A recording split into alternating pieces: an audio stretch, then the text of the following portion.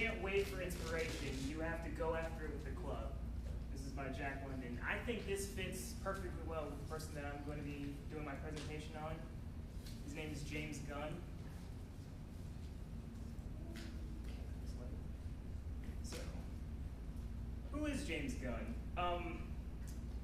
Just out of curiosity, by show of hands, who knows this person? Anybody? One person. Are you serious? I think I've heard of him, yeah. Okay. Well, have any of you seen these movies? Yep.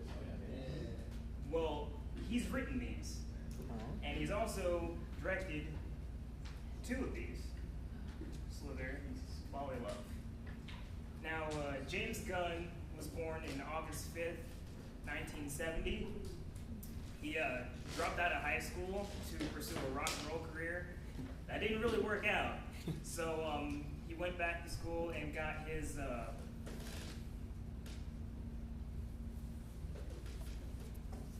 MPA in creative writing at Columbia University.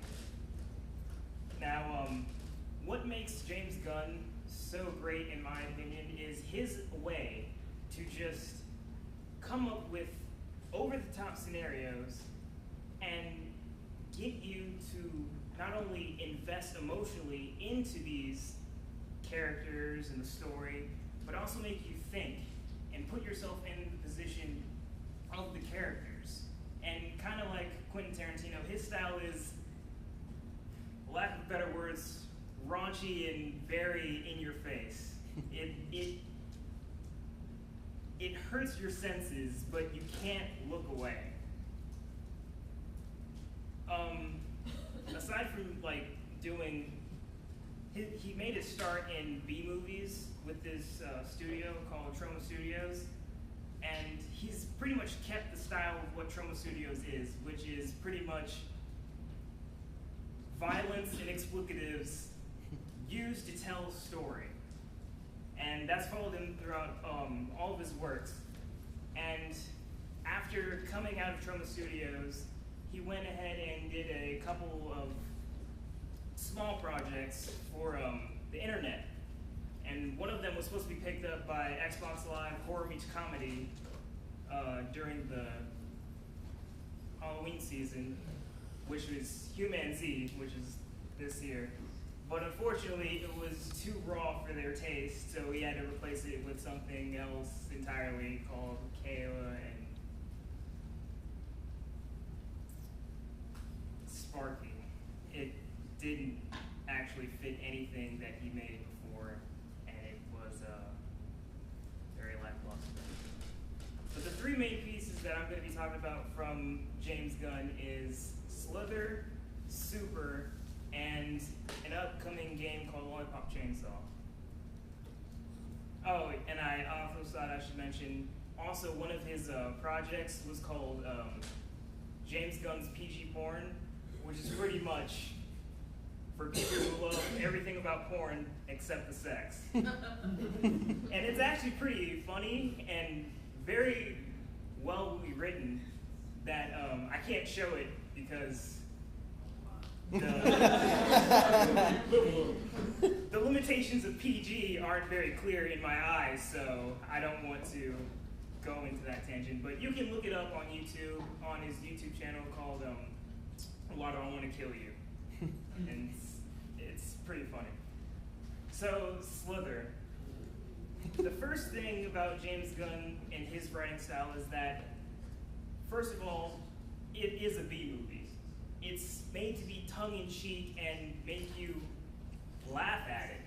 It's supposed to be horrendous and stupid, but it also is pretty creative in how it does it. Slither is basically about these space aliens that invade a person's body and take over them and create a hive mind. So it's basically space alien zombies. Now that's pretty over the top, if you have to agree. I mean, sure, there's plenty of zombie movies like George Romero's Dawn of the Dead, which James Gunn helped write the remake of that from 2004. But his ability to just create something so horrid, I mean, look at this. Does that not offend you? It offends me. But I mean, he can come up with this and use these shocking images to tell a story. I mean, look at that. But his shock value is what's part of his, and it's not what you think, it's the alien. Don't hate me, don't hate me. But yeah, shock value is part of James Gunn's key in writing. It's supposed to engage the audience. You may not agree with it, but it engages you to want to like finish the movie. And this is a clip from Slither to show how he uses these shocking images. Fair enough. But the fact that he can create these character designs and just visually appalling, but it still adds to the story. I mean, we'll move on. Next up is Super, which I have to say is probably James Gunn's magnum opus. Super is about the story of an average guy with an average life who his entire average world is turned upside down when a drug dealer takes his wife, and he decides to become a superhero to fight back. Now, something you should know, this and Kick-Ass came out about the same year, and people criticized James Gunn's Super for ripping off of Mark Millar's work. Well, actually, they both wrote these projects at the same time. James Gunn is actually a good friend of Mark Millar's, and they both worked together, and it's like, you called Mark Millar up, and so the main thing is, for this, is what's the difference between faith and insanity? James Gunn's plays upon Frank Darbo character's senses in the fact that, why is he doing this? Why is he being a superhero? Is it really to like save his wife? Or is this all just some insane part of his imagination?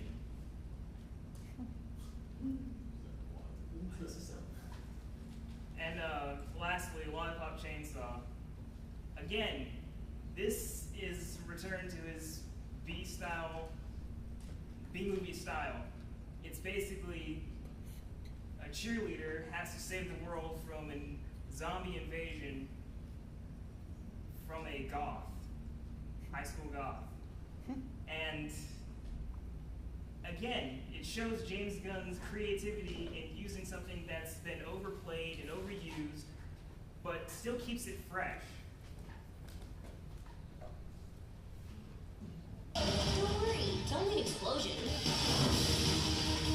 Can't go too far with Lollipop Chainsaw. Our mission from the beginning was to never hold back. Everything was going to be as extreme as possible. I'm getting so fat. And if people are going to like this game, they're going to like it because of the extremity. They're not going to like it because we held back in any way, and so we don't. This is truly... So in conclusion, James Gunn's creative, in-your-face style is what makes him a great writer. My name is Brian Smallwood, and I'll open the floor for questions.